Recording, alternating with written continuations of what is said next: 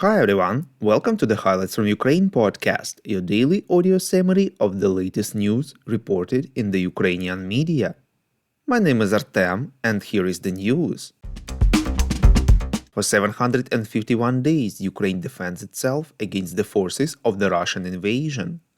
On the afternoon of 15th of March, Russian forces conducted a missile strike against the city of Odesa on the Black Sea coast, reports Suspilne.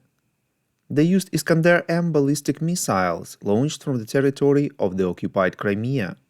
In the result of the attack, at least 20 people were killed and 73 wounded, including a medic and rescue services worker, as well as former deputy mayor and commander of the special unit of police. President of Ukraine Volodymyr Zelensky called the attack a despicable act of cowardice. He clarified that the city was attacked with two missiles, the second one hitting when rescuers and doctors arrived at the scene. The head of state expressed his condolences to all the families and loved ones of the victims.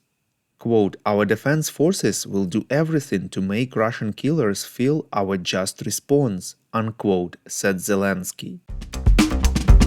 The US Defense Department explained that the announcement of this year's first package of security assistance to Ukraine in the amount of $300 million was a unique case against the background of the blocking of additional funding in Congress, reports European Pravda.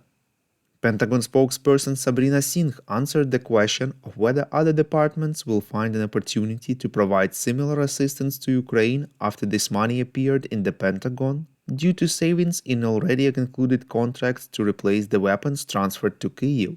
Quote, "If there are any other contracts that will be awarded as part of the tender, we will of course let you know. It does happen, but these were unique circumstances," unquote, Singh said. According to her, Defense Secretary Lloyd Austin and President Joe Biden believe it was important to use these contracts to provide Ukraine with an emergency aid package in the face of an offensive by the Russian army. We would really appreciate if you could recommend us to your friends and family, as well as share information on social media.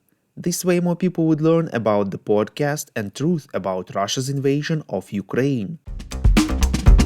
Cabinet of Ministers of Ukraine decided on the place where the National Military Memorial Cemetery will be created, reports LBUA.